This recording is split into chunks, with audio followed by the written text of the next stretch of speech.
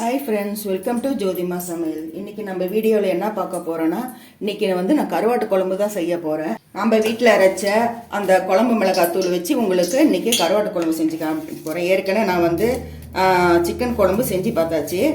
சூப்பராக இருந்தது, வாசனையும் கலரும். இப்போ பாருங்கள், கருவாட்டு குழம்புக்கு என்னென்ன தேவைன்னு பார்த்துக்கலாம். ஒரு ஸ்பூன் கடுகு தொம்பருப்பு போட்டிருக்கேன். அப்புறம் ஒரு கை நிறைய வெங்காயம், சின்ன வெங்காயமும் கருவேப்பிலையும் இதெல்லாம் போட்டுக்க போகிறேன். கடுகு பொரியட்டும். பாருங்கள், சின்ன வெங்காயமும் கருவேப்பிலையும் போட்டேன். நல்லா வதங்கட்டும். நல்லா சின்ன வெங்காயம் குண்டு குண்டாக வெட்டியிருக்கேன், அதாவது குறுக்க சைடில் வெட்டியிருக்கேன். இந்த மாதிரி கருவாட்டு குழம்பு போடும்போது முழுசாக இருக்கும், டேஸ்ட்டு சூப்பராக இருக்கும். பாருங்கள், வெங்காயம் நல்லா வதங்கிடுச்சு. இப்போ தக்காளி, ஒரு பெரிய சைஸ் தக்காளி ஒன்று கட் பண்ணி வச்சுருக்கேன், அதுவும் போட்டு நல்லா வதக்கிக்கலாம். இது நல்லா தக்காளி கொஞ்சம் சீக்கிரம் வதங்கணுன்னா கொஞ்சம் கல்லுப்பு கூட போட்டுக்கலாம். ஏன்னா நல்லா அந்த தோல் பிரிஞ்சு வர்ற மாதிரி குச்சி குச்சியாக இருக்கும். போட்டு நல்லா வதக்கிக்கலாம்.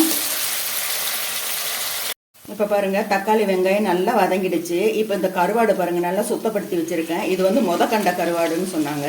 கருவாடில் பல வகை இருக்குது. கொல்லி கருவாடு தான் நாங்கள் நிறையா வாங்குவோம். அதுதான் நல்ல டேஸ்ட்டு கொடுக்கும். அது நல்லா மெலிசாக இருக்கும், கடைசியாக தான் போடுவேன். இது கொஞ்சம் ஆடாக இருக்குது, அதனால் நான் முதல்லையே போட்டுறேன். நான் அதை குழம்பு கொதிச்சுட்டு மீன் மாதிரி கடைசியாக போட்டால் அது வெந்துடும். இது கொஞ்சம் ஆடாக இருக்கிறதுனால நான் முதல்லையே போட்டுறேன். இப்போ கொஞ்சம் மஞ்சத்தூள் கொஞ்சமாக போட்டிங்கனாலே போதும். அதுலேயே வெங்காயத்தில் உப்பு போட்டிருக்கோம், இதில் கொஞ்சம் போட்டிருக்கலாம். நல்லா வதங்கட்டும். இப்போ பாருங்கள், நல்லா வதங்கிடுச்சு. இப்போ கொஞ்சம் நேரம் வதக்கிட்டேன் நான். ரொம்ப நேரம் வதங்கினா இப்போ புளி ஊற்றி கொதிக்க வைக்க போகிறோம். அப்புறம் என்ன ஆகுன்னா கருவாடெல்லாம் கரைஞ்சிடும். இப்போ பாருங்கள், நான் அரைச்ச நம்ம வீட்டு குழம்பு மிளகாய்த்தூள் நான் 2 டேபிள் ஸ்பூன் போட்டுக்க போகிறேன். இது போட்டதும் எப்படி கலர் மாறுதுன்னு மட்டும் பாருங்கள். இப்போ பாருங்கள் எப்படி ஒரு கலர் கொடுக்குதுன்ட்டு. இப்போது நம்ம நேச்சுரலாக நம்ம வீட்டில் இருக்கிற ஐட்டம் போட்டு தான் நம்ம இதிலெல்லாம் அரைச்சோம். நல்ல நிறத்தை கொடுக்குது. எப்படி ஒரு கலர் மாறுது பாருங்கள். நம்ம கடையில் வாங்குகிற மிளகாத்தூள்லாம் கலர் கலந்துருப்பாங்கன்னு சொல்லுவாங்க இல்லையா. நம்ம காஷ்மீர் மிளகா நான் 1/4 கிலோ தான் போட்டேன். அப்புறம் அந்த குண்டு மிளகாவும் நல்ல கலர் கொடுக்குன்னு சொன்னேன் இல்லைங்களா, அப்படி இருந்தது. வாசனையும் அருமையாக இருந்துச்சு. இப்போ பாருங்கள், ஒரு எலுமிச்சப்பழம் அளவுக்கு புளி கரைச்சி வச்சுருக்கேன், அதையும் ஊற்றி நல்லா கொதிக்கட்டும். திக்னஸ் ஆகும், அதுக்கப்புறம் நம்ம பார்த்துக்கலாம். இப்போ பாருங்கள், கொஞ்சம் நல்லா கொதிச்சிடுச்சு, கெட்டியாகுது பாருங்கள். கரெக்டான பக்குவத்தில் கெட்டியாகுது. 2 டேபிள் ஸ்பூன் தான் நான் குழம்பு மிளகாத்தூள் போட்டேன். எண்ணெய் பாருங்கள் எப்படி வருது. இந்த பக்குவத்தில் வந்தாலே நம்ம குழம்பு தூள் எந்த அளவுக்கு கரெக்டாக இருக்குன்ட்டு நமக்கு தெரிஞ்சிடும். இது பாருங்கள், நான் மிளகாத்தூளே போடல. மிளகாத்தூள் போடாமையே அவ்வளோ காரம் கரெக்டாக இருக்குது. உரைக்குது, கொஞ்சம் எக்ஸ்ட்ராவே உரைக்குது. 1/2 கிலோ மிளகாவுக்கு 1/2 கிலோ மசாலா அரைச்சேன். பாருங்கள் எப்படி எண்ணெய் எப்படி மிதக்கிட்டு வருதுன்னு. இப்போ பாருங்கள், தேங்காய் ஒரு 1/4 மூடி தேங்காய் இந்த துருவனத்துக்கு அதுக்கப்புறம் இருக்கிற மாதிரி குறைன்னு அரைச்சிக்குங்க.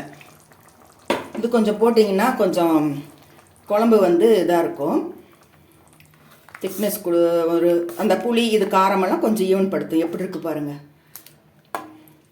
அவ்வளோதான், இந்த கெட்டியாகவே இருக்கட்டும். இந்த ஜாருக்கு மட்டும் கழுவி கொஞ்சம் தண்ணி ஊற்றிடலாம். நல்லா அந்த 2 டேபிள் ஸ்பூனு தான் எனக்கு வேலை ரொம்ப மிச்சமாயிடுச்சு. இந்த தூள் நான் எப்பயுமே வீட்டு தூள் தான் நம்ம போடுறது. இப்போ கொஞ்ச நாளாக நான் அரைக்காமல் விட்டுருந்தேன். இப்போ தான் நேரம் கிடச்சிது. அதனால் எவ்வளோ சூப்பராக இருக்குது பாருங்கள். ஒரு 5 நிமிஷம் கொதிக்கட்டும். குழம்பு பார்த்தீங்கனாலே கலரும் திக்னஸும் உங்களுக்கு அப்படி தெரியும். கொதிக்கட்டும். அவ்வளோதாங்க, குழம்பு ரெடி ஆகிடுச்சு. 5 நிமிஷம் தான் ஆயிருக்கும். நம்ம வீடியோ எடுக்கிறதுனால இது 2 நிமிஷம் கூட போயிருக்கோம். பாருங்கள் எப்படி கரெக்டான பக்குவத்தில் கருவாடு வெந்திருக்கும். ஏன்னா நம்ம கடைசியாக போடுவோம், மெலிசாக இருந்துச்சுன்னா. இது திக்னஸாக இருந்ததுனால முதல்லையே போட்டோம். பாருங்கள், நல்லா வெந்துருச்சு. கலரு எண்ணெய்லாம் மேலே மிதக்கி வந்துருச்சு. கருவாடு குழம்பு நான் சொல்லவா வேணும், 7 ஊருக்கு வாசனை மணக்கும். அந்தளவுக்கு பக்குவமாக கரெக்டாக வந்துருச்சு பாருங்கள். ஒன்றுமே இல்லை, சிம்பிள் தாங்க. வெங்காய தக்காளி அரைஞ்சி போட்டால் 2 ஸ்பூன் குழம்பு தூள் போட்டால் வேலை முடிஞ்சது. அவ்வளோதாங்க. இந்த வீடியோ உங்களுக்கு பிடிச்சிருந்துச்சுன்னா ஒரு லைக் பண்ணுங்கள், கமெண்ட் பண்ணுங்கள். மீண்டும் உங்களை அடுத்த வீடியோ சந்திக்கின்றேன். பாய்.